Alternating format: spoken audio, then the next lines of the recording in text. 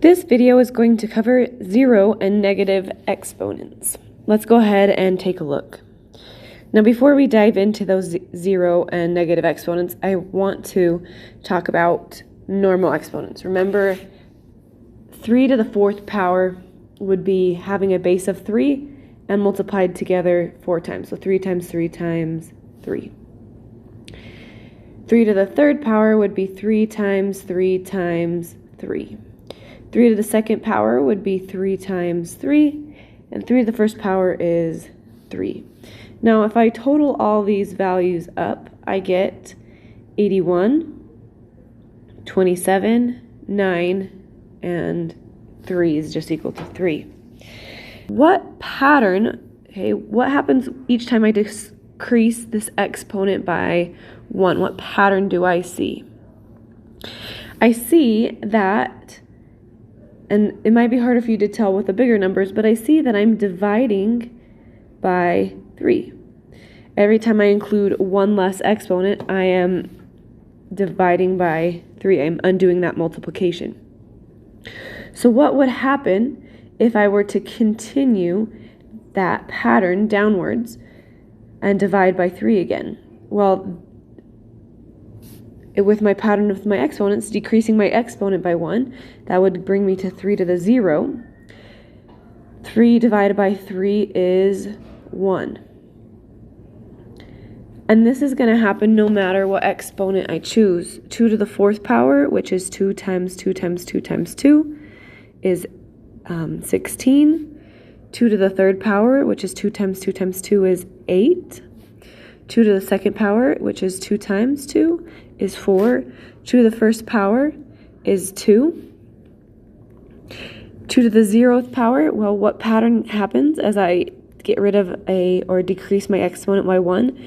This time I'm dividing by 2 because I am decreasing my exponent of 2's by 1. So dividing by 2, 2 divided by 2 is 1. So what I want you to get from this explanation is 2 to the 0th power. Sometimes we think should be 0 because that's usually what happens with zeros. But 2 to the 0 power is actually 1. And any base, and this is an important thing to write down, any base with an exponent of 0 is equal to 1. So for example, 6 to the power of 0, 1. Negative 5 to the power of 0 equals 1. 912 to the power of 0 is 1. A million to the 0 power, 1. A bajillion to the 0 power, 1. Any base with an exponent of 0 is equal to 1. So let's go ahead and practice. So if I have 8 to the 0 power, that eliminates and turns into a 1. Now notice there is a negative on the outside of the parentheses.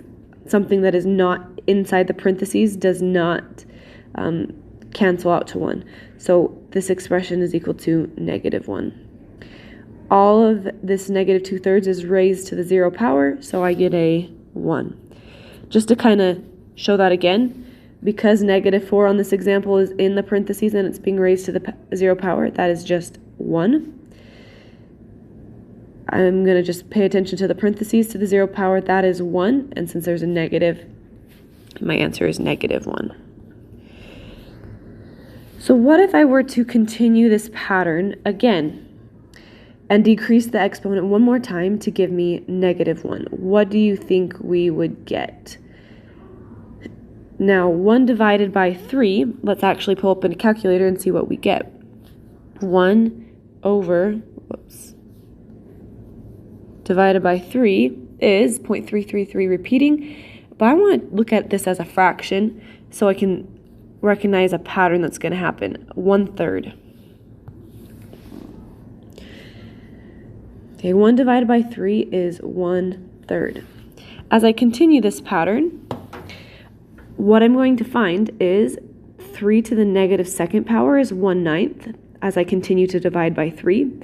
3 to the negative 3rd power is 1/27 as I continue to divide by 3. Now, look at this trend. I want you to pay attention to the exponents, the matching exponent, the opposite exponents. If I look at these to the power of 1, notice 3, 3. If I look to the power of 2, notice 9, 9. If I look to the power of 3, 27, 1 over 27.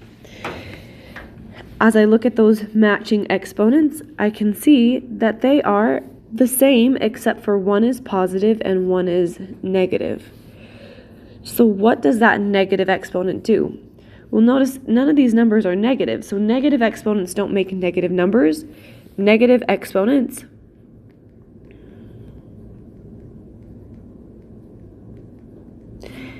make fractions.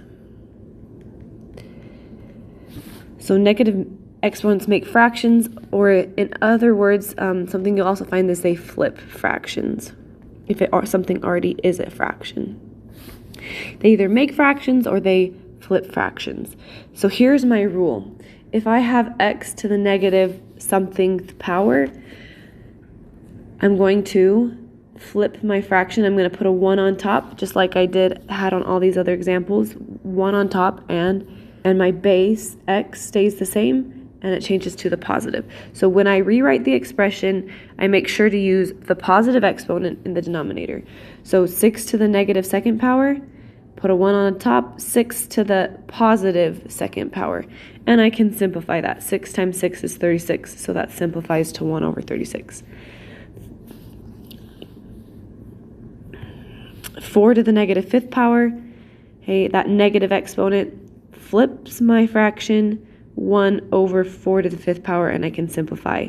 That works with variables too. Y to the negative seventh power flips my fraction y to the 1 over y to the seventh. So let's actually practice this and see some problems that you're going to see on your homework assignment.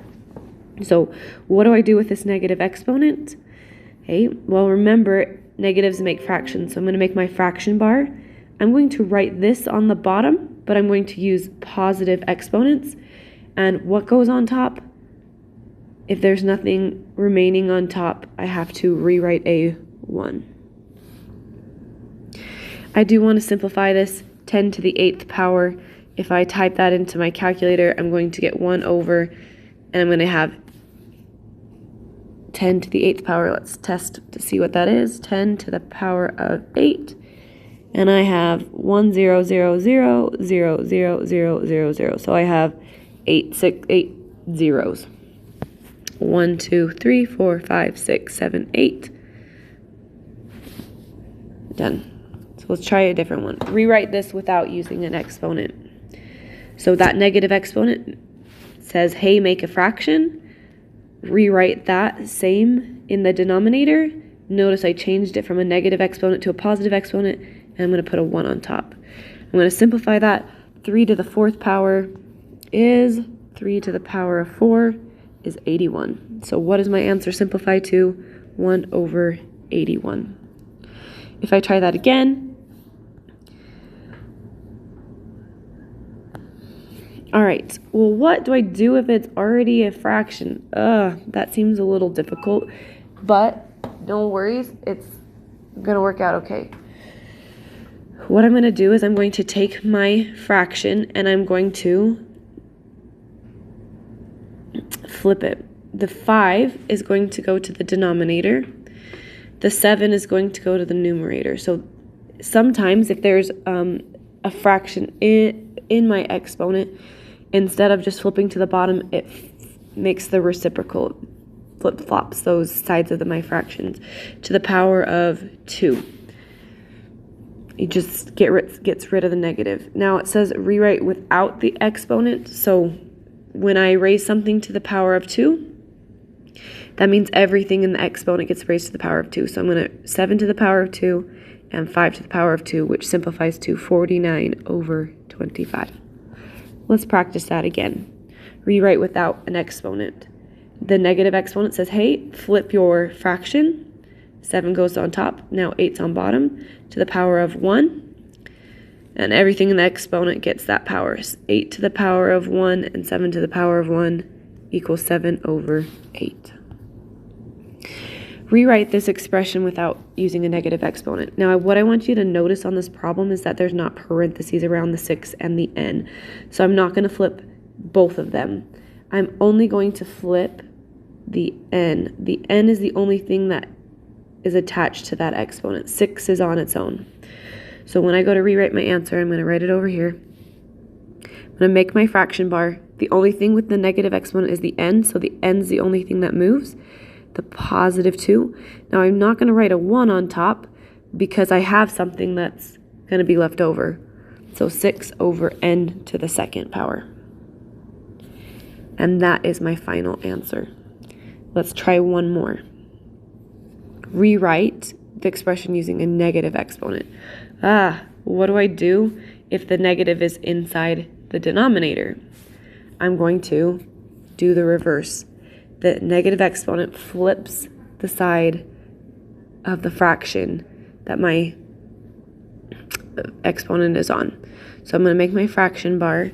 Now, remember, these are two separate things. 2 is its own number. So I'm going to leave it alone for a second. I'm going to flip that negative exponent to the top, get rid of the negative.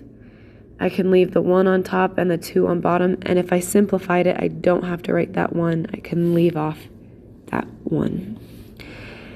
All right, if you have any questions, please reach out to your teacher, and have a nice day.